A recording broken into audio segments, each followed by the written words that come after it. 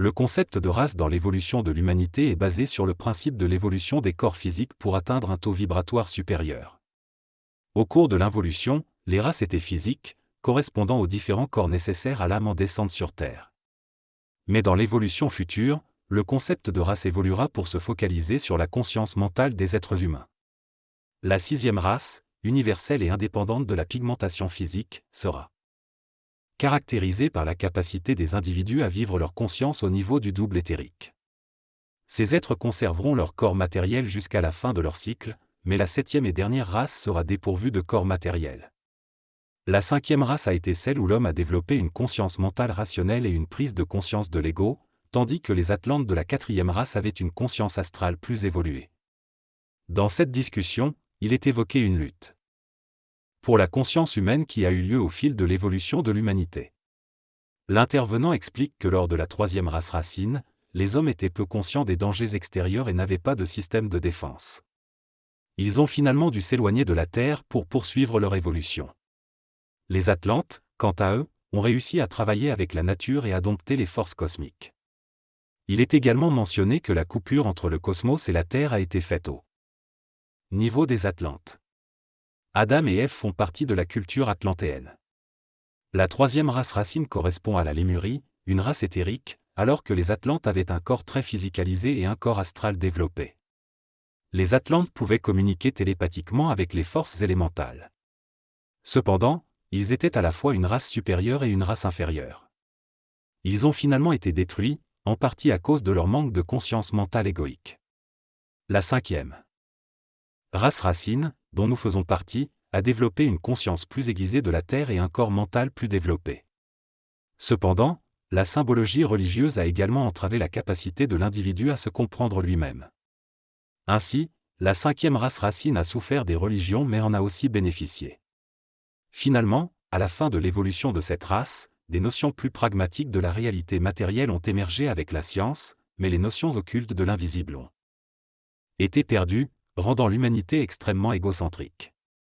Dans cette discussion, il est mentionné que l'homme a perdu le contact avec l'invisible, qui était présent chez les Atlantes et d'autres civilisations anciennes. Cependant, cela était nécessaire pour que l'homme puisse s'approprier la Terre et s'épanouir dans son expérience individuelle.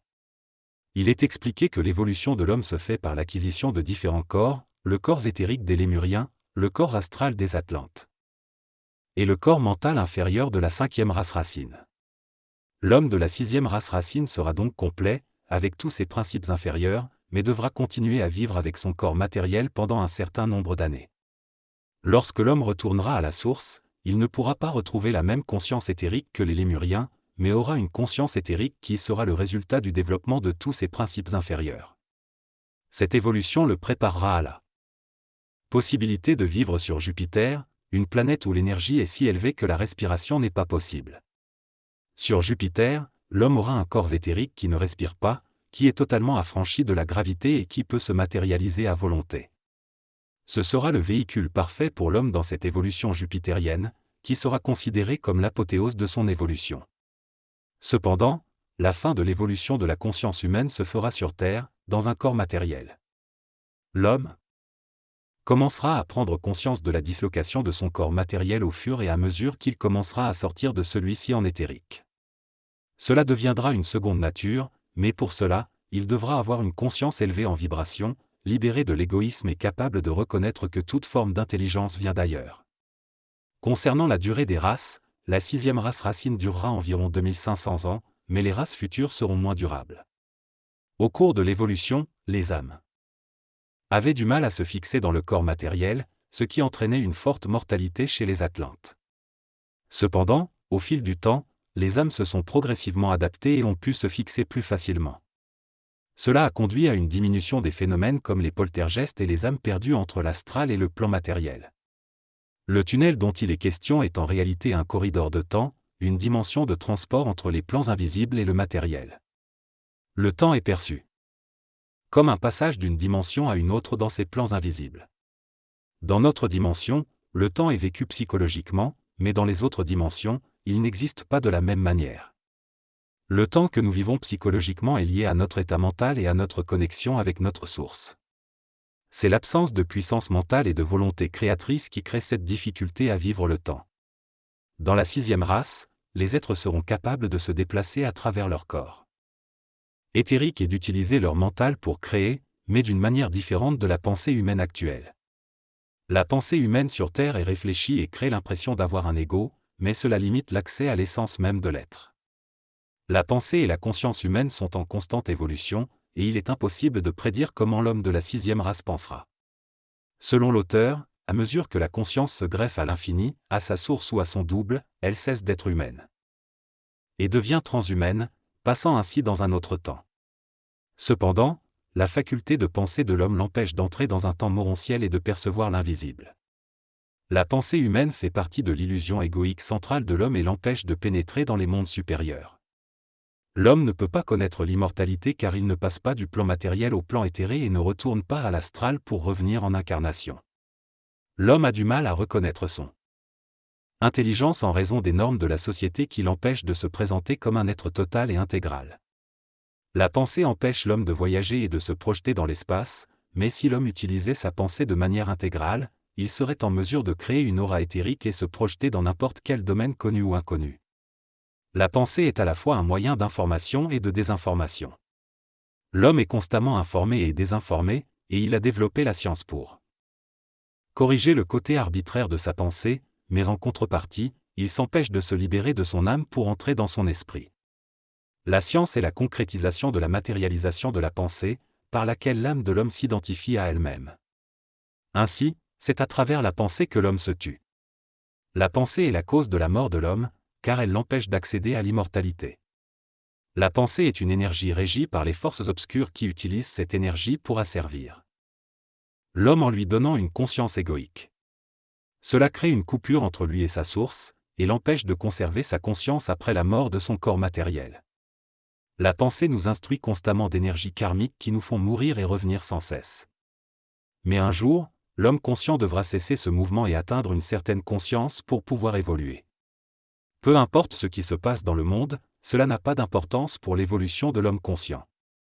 Sa seule sécurité réside dans la certitude de ne pas avoir de doute. Cette certitude provient de la fusion avec la lumière et ne peut être évaluée que dans cette fusion elle-même. L'homme conscient ne peut pas se laisser influencer par les opinions extérieures ou les autorités, car il ne peut pas se diviser entre lumière et ténèbres. Il doit vivre dans une perspective infinie et savoir que ce qu'il sait, c'est tout pour lui. L'homme ancien se mesurait dans ses réalisations sociales, mais l'homme nouveau se mesurera uniquement dans sa capacité à supporter l'absence totale de doute. Cela nécessitera une œuvre personnelle et transcendra toutes les initiations de l'involution. C'est ainsi que l'homme pourra entrer dans le secret de sa fusion et accéder au savoir ultime. L'être fusionné ou conscient n'a pas de mission prédéfinie, car il ne s'intéresse pas à l'idée de la souffrance ni à l'involution de l'humanité. Il sait que l'humanité n'est pas prête à comprendre la pleine conscience, et il n'est pas intéressé à se valoriser par une mission. Il n'a pas de mesure de sa propre valeur et est pleinement intégral, sans ego. De plus, il ne participe pas au temps de la Terre car il travaille en fonction d'un autre temps, basé sur la télépathie et l'expansion de la conscience éthérique. Il n'a pas besoin d'approbation extérieure car il se confirme lui-même. Ainsi, la notion de maître-disciple et les présomptions du maître sont éclatées par la fusion. Dans cet extrait, l'auteur discute de l'importance de parler sans ego pour pouvoir créer. Il affirme que la vibration et l'énergie sont les seules forces maîtresses de l'évolution et des conséquences. Cependant, il souligne que l'homme parle souvent avec des intentions, des notions et des ambitions pour obtenir des résultats, ce qui est une illusion. Le maître est important dans l'évolution de la cinquième race racine, mais il n'existe pas dans la sixième race racine. L'auteur explique également que l'être conscient, parlant depuis un autre temps, ne s'attend à rien de l'autre personne, car il est déjà dans un niveau de conscience différent. Il mentionne que l'individu inconscient peut percevoir une mission, mais cela fait partie de son expérience et non de sa conscience intégrale. Lorsqu'on lui demande pourquoi il parle à un public ou écrit des livres, l'auteur répond qu'il le fait pour lui-même, parce qu'il aime cela, et que cela fait partie de lui-même. Il souligne qu'il n'y a pas d'égocentricité dans son action. Il le fait de manière parfaite et sans avoir besoin de mesurer sa réussite à l'extérieur. Il explique que l'égocentrique cherche à obtenir une mesure de validation de l'extérieur. Cependant, dans l'évolution de la conscience, il viendra un moment où l'individu conscient sera totalement centrique et n'aura même plus d'intérêt à vivre dans un corps matériel. Pour ne plus vivre dans un corps matériel, il faut avoir la certitude de passer dans un autre temps ou la certitude de pouvoir le faire. Lorsque l'on prend la décision de le faire, cela nécessite d'atteindre un niveau de conscience où l'on ne recherche plus l'amour des autres pour être retenu dans la matérialité. Lorsqu'un groupe de personnes conscientes se réunit pour créer quelque chose, il est important qu'elles agissent de manière harmonieuse, non pas pour les autres, mais aussi pour elles-mêmes. En agissant de manière créative et en suivant leurs propres besoins et énergies, elles s'harmonisent automatiquement avec leur environnement. Cela permet à l'individu conscient de connaître l'existence d'un ordre, qui est créé par lui-même. Pour créer cet ordre, il faut briser l'ancien ordre mécanique qui était une forme de désordre. Le nouvel ordre qui se crée est fluide et non programmable de manière stratégique. L'individu conscient sait qu'il existe un ordre parce qu'il en crée un lui-même. Cela demande de respecter sa propre sensibilité et de ne pas se préoccuper de ce que pensent les autres.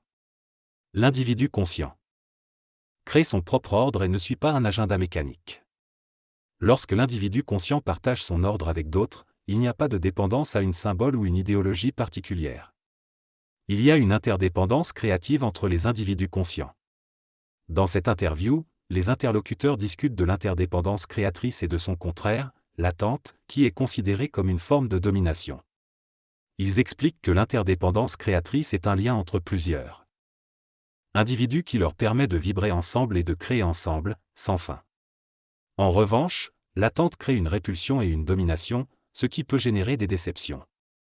Il souligne également que chaque individu peut rencontrer différents obstacles dans sa quête de conscience et de centricité, tels que l'orgueil, l'insécurité, la spiritualité excessive ou l'incapacité de supporter intelligemment sa sensibilité.